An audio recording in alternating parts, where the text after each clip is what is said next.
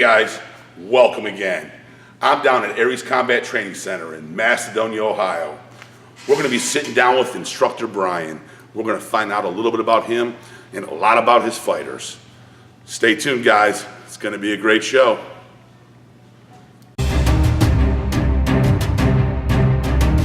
Hi, I'm Brian, head striking coach and strategist here at Aries Combat, and I'm here today to show you a little bit about what I teach and what we do.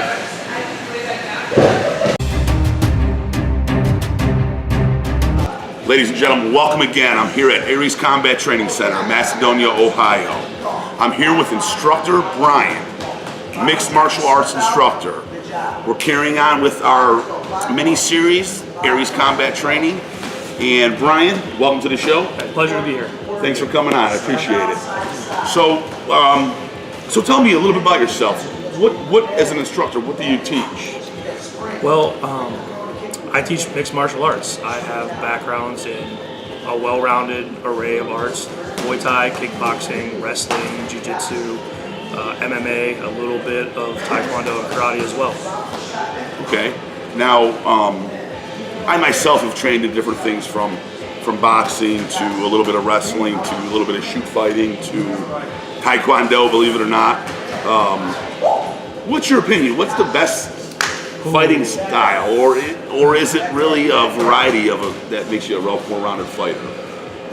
I think it's the variety. There really isn't a best style, because if you have one style, there's another style that will counter it perfectly. If you're a wrestler, I think that could be the best base as far as the grind and cutting weight and strength. But if you meet a person who's extremely good at jiu-jitsu, they're going to be extremely patient and can catch you off guard. And that's been the life of an MMA fighter right now. It's which one are you? And the person who knows a little bit more about each one, that's the cream that rises to the top. Well, that brings up another good point, because there's always that classic tale: who's tougher, the boxer or the wrestler? Right. So I guess it all depends on the situation. If you're in a bar, it's a good chance the boxer's going to get the better advantage because they happen so quickly. Right. There's going to be a 1-2, a combination, what have you. But if it's out in the parking lot, more than likely the wrestler is going to take you to the ground. Right. So, but here as an instructor, you're training people to defend against that through the mixed martial arts. Absolutely. We try to look at each person individually, what they're good at, what their strengths are, even personality. Are they aggressive? Are they calm? What's their style? And when we're teaching, if you're a really good wrestler, okay, we'll try and keep that base for you. But we want to teach you, the boxing, and then get into kickboxing. And then once you're comfortable there, throw in jiu-jitsu, because the last thing wrestlers like is being on their back. Wrestlers like being on their back. No, the last thing they like is being on their back. They're used to not getting pinned. Okay. So they like to flip over, and if they do that, they give up their back and their neck. But in jiu-jitsu In jiu-jitsu, you want to be on your back. If you're getting taken down, put them in your guard, work submissions from there. Okay. So there's a big difference between jiu-jitsu and wrestling. Big difference, and they work extremely well together. Once you get a person to that level where they can realize, take the takedowns and the heavy hips of wrestling and put it with the patience and strategy of jiu-jitsu. Okay. Well, that's interesting. It's I love this fight sport. It's a great sport. What happens when you have a shy and timid person? Can you train a shy and timid person? Absolutely. What's the what kind of what do I say? How do I say it? What kind of techniques do you do to bring out that inner beast in someone, so to speak? The first thing is you have to make it fun. Okay. When someone's shy or timid and they come into a gym like this, they hear the crack of someone hitting a bag, and that's intimidating, and it drives them back into a shell. Okay. You do a lot of one-on-one work. Teach them the proper way to get a choke. Like, start at the end game and then work backwards. Okay. You teach them how to get to a choke, they smile like, "Oh, I just choked out my instructor." Yeah, you did. Now we go one step back. How do you set that up? How do you get to that position? Okay, they learn that. Okay, now if we're starting on our feet, and then you just work backwards. It makes it more fun because they get the goal from the start, and then they have to learn how to get there.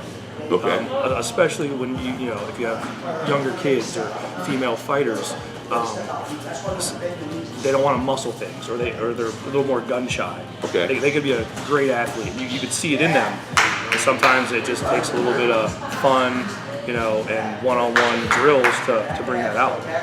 With your experience being an instructor, what type of people are coming into the gyms? Are they people with more wrestling knowledge and they want to increase that, or are they more boxers or kickboxers and they just want to, again, become more well-rounded or actually get into the sport itself?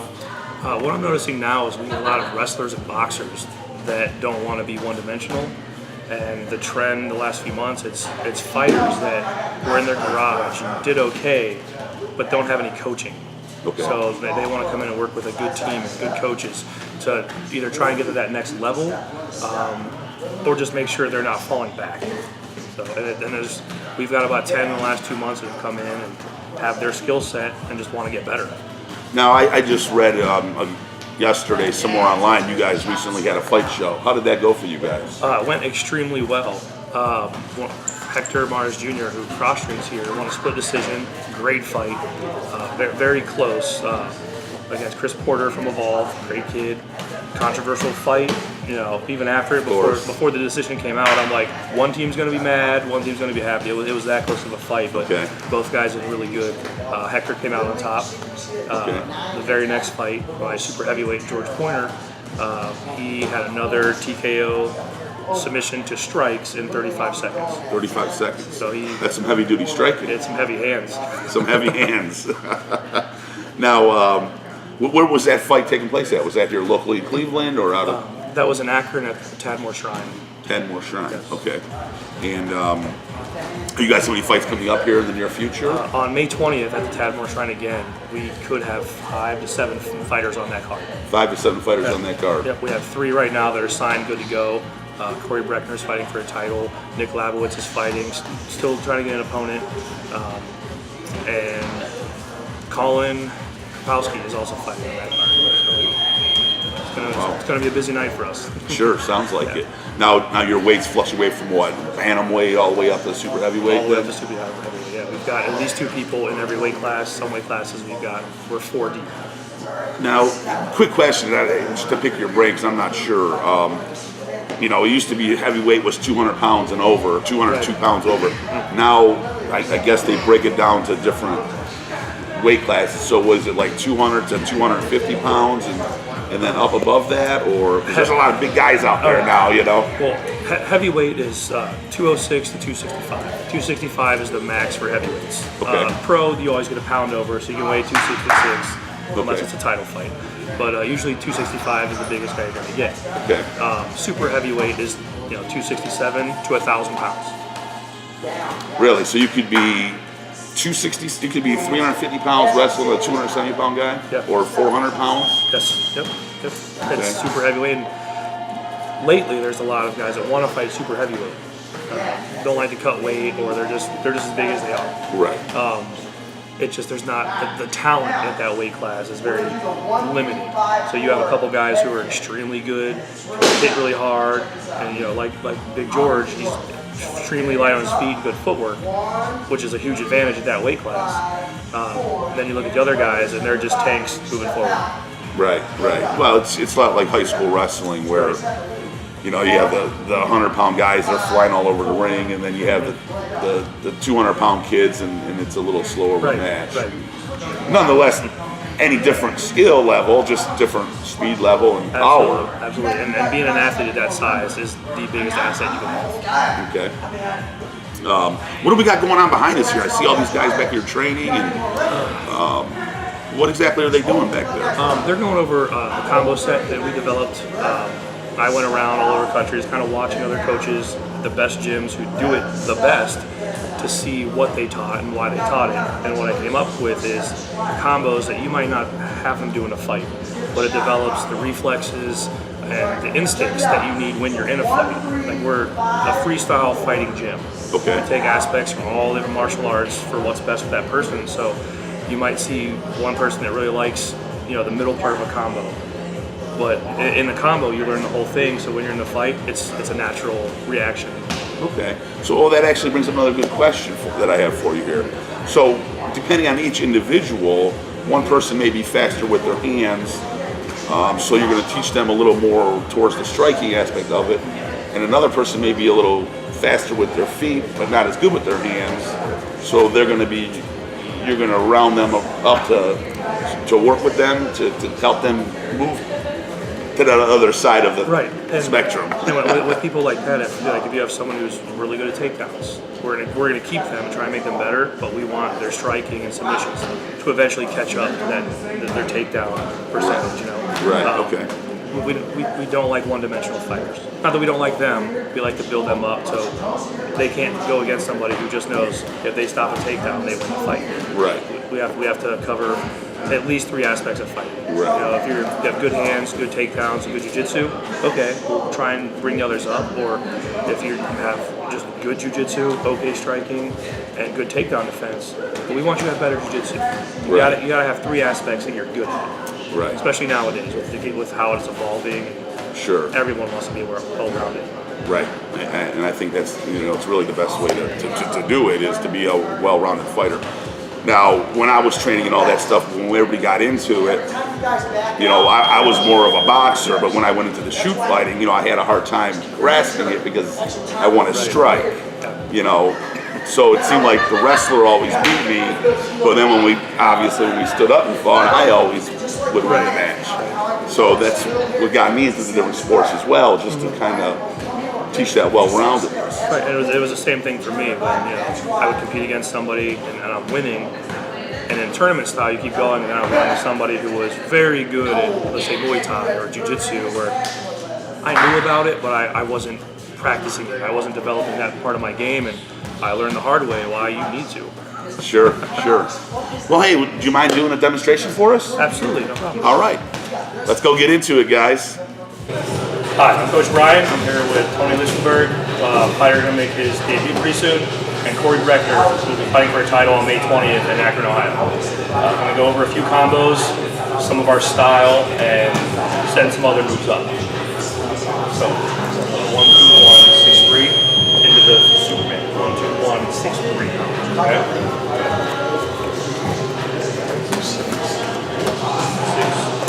3, he comes up. Good. Remember, so you go 6, 3, now back foot comes up, he backs away, right? So he backs away, then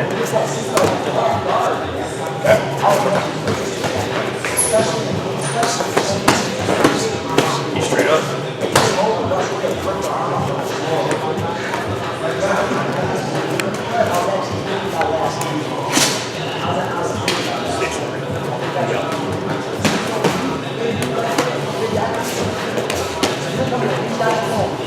Stay put. So he's coming at me.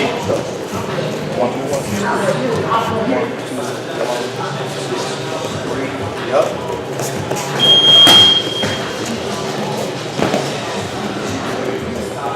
One more.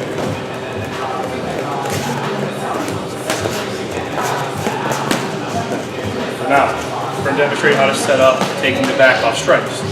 So 1, 2, 1, 3. 1, 2, 1, 3. Take the back. Okay.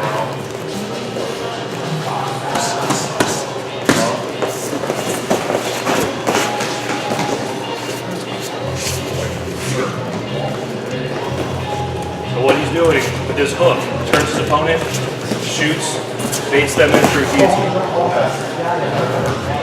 So what they just demonstrated, he goes 1, 2, 1, 3, turns him, he comes in with a sloppy shot, like you're setting yourself up to get guillotined. As soon as he reaches in, we're coming up and coming to the back. Which is it's strategy, putting a little bit of jiu-jitsu in with our kickboxing. More time.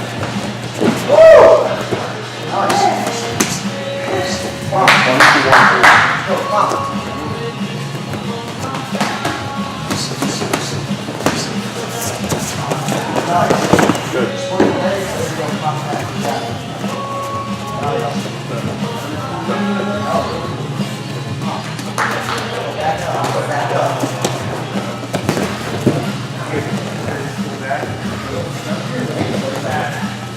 Those are a few of our combos.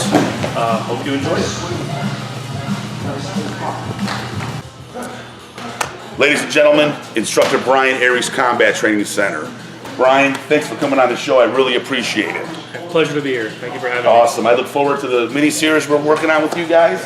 And until the next time, you guys have a great day. Bye-bye.